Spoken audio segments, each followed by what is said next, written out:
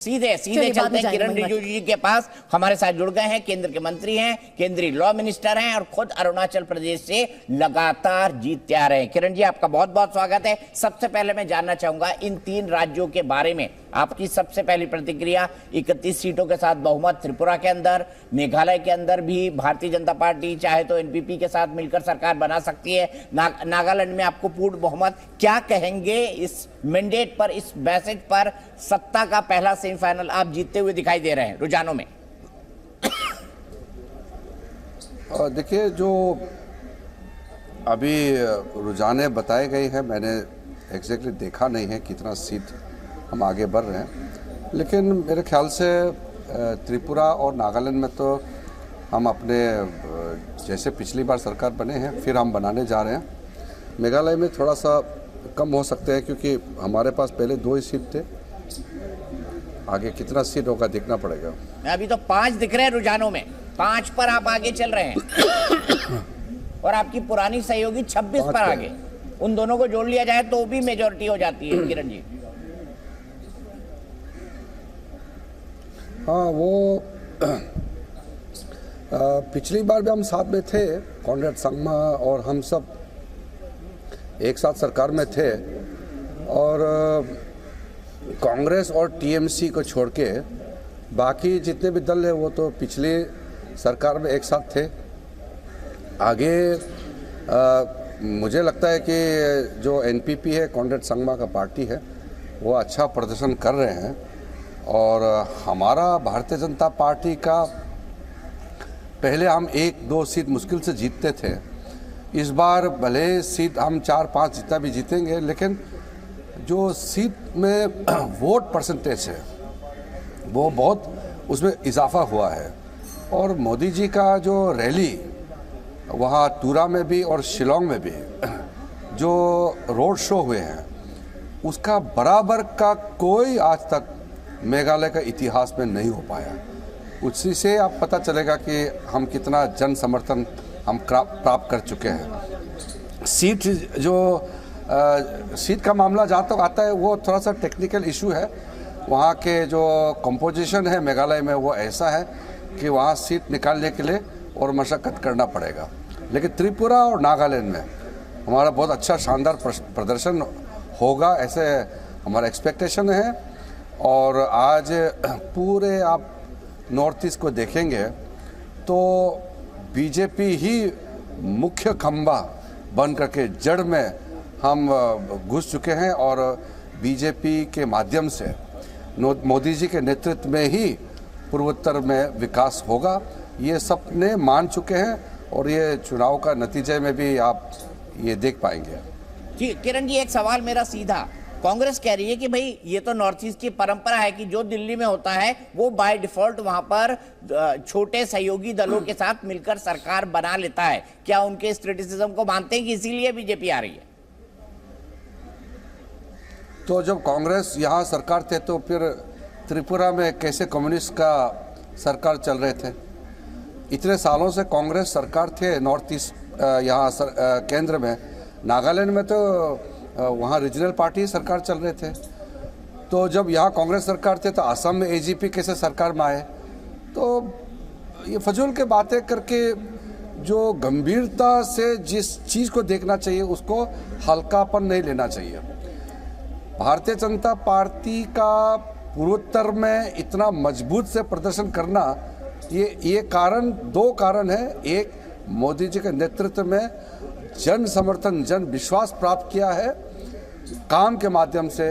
दूसरा, north east का पहचान, नॉर्थ ईस्ट का जो वहाँ के संस्कृति है, नॉर्थ ईस्ट का जो बेसिक इशू है सिक्योरिटी को लेकर के, वहाँ के कई सालों से अलग अलग समुदाय का जो संघर्ष चल रहे थे उसका समाधान बीजेपी कर रहे हैं। तो विकास भी कर रहे हैं और आप इमोशनल और सेंटिमेंटल कनेक्ट भी कर रहे हैं।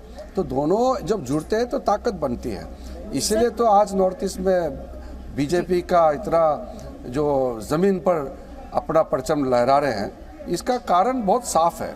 अब कोई विकल्प नहीं है, नॉर्थ ईस्ट पूरे बीजेपी के साथ और मोदी जी के नेतृत्व में ही चलेंगे। सर, एक सवाल यहाँ पर उठ रहा था, बल्कि कहें कि प्रपोजल उठ रहा है कि अब जिस तरह से 2014 से मोदी सरकार ने नॉर्थ ईस्ट को अपनी प्रायोरिटी बनाया है, प्राथमिकता दी है और इलेक्टोरल रिजल्ट्स भी आ रहे हैं, नॉर्थ ईस्ट को नॉर्थ ईस्ट रेफर करना बंद कर देना चाहिए। बाकी राज्यों की तरह, जैसे कहा गया कि जब महाराष्ट्र में चुनाव होते हैं, हम ये थोड़ी ना कहते हैं कि उस रीजन में चुनाव हो रहे हैं। नॉर्थ ईस्ट इसको क्लब करना क्या बंद कर देना चाहिए? क्या वो समय आ गया है? नहीं, वो तो देखिए, जब मीडिया के लोग भी जब बात करते थे रीजन वाइज कभी कभी बात करते हैं तो एक रेफरेंस पॉइंट के हिसाब से बोलते हैं, मगर नॉर्थ ईस्ट के अंदर में जो 8 राज्यों हैं, हर राज्य का अपना एक विशेष परिस्थिति होते हैं, उनका अपना पहचान, उनका अपना समस्याएं होते हैं, अपना चुनौतियां होती हैं।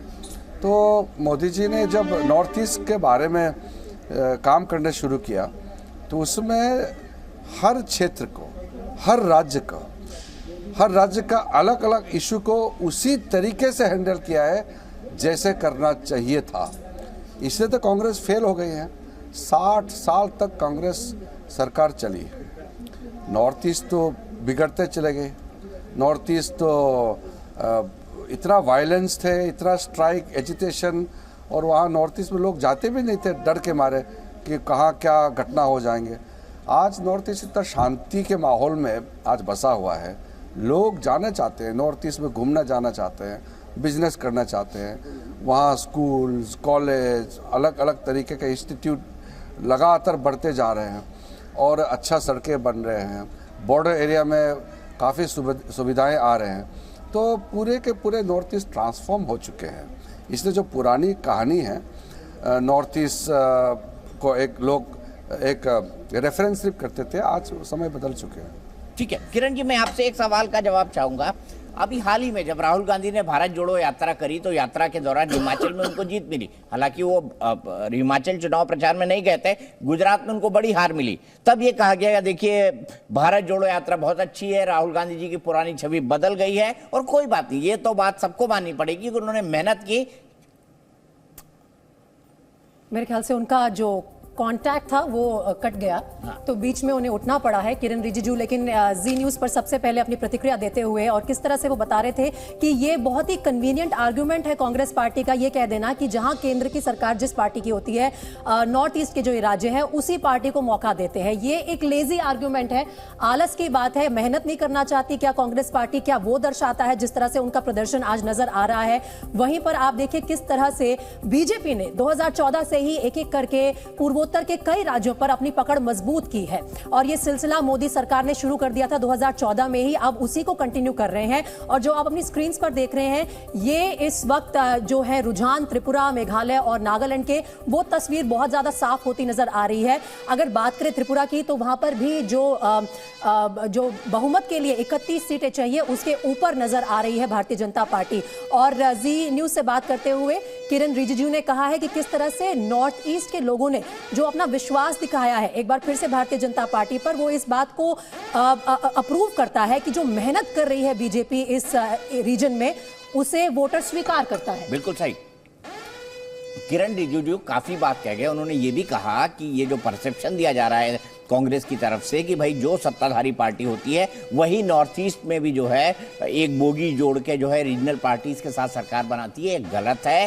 क्योंकि इससे पहले जब कांग्रेस सत्ता में थी, असम में एजीपी की सरकार बनी, जब दूसरी पार्टीज थी वहां पर नागालैंड के अंदर जो है हमेशा रीजनल पार्टी की सरकार रही। उन्होंने कई एग्जाम्पल्स के साथ समझाने की इस बात को कोशिश की। लेकिन आरती जी, मैं आपसे समझना चाहूंगा ये जो मैंडेट है इसको क्या देखा जाए कि भाई कांग्रेस ने सीरियसली नहीं लिया था तो इसको वॉकओवर दे दिया था, या इसको इस ढंग से लिया जाए कि ये भी कांग्रेस के लिए एक बड़ा मैसेज है, आने वाले समय का इंडिकेशन देता है?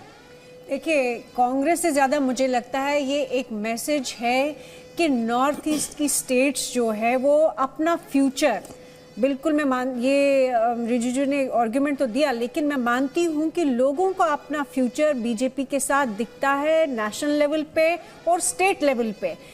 इसी की वजह से उन्होंने आज जो बीजेपी के अलायंस पार्टनर्स है और बीजेपी को भी अलग से वोट दिए हैं, सीट्स दे रहे हैं। आने वाले 1-2 घंटों में हमें पूरा पिक्चर जो है बिल्कुल साफ हो जाएगी।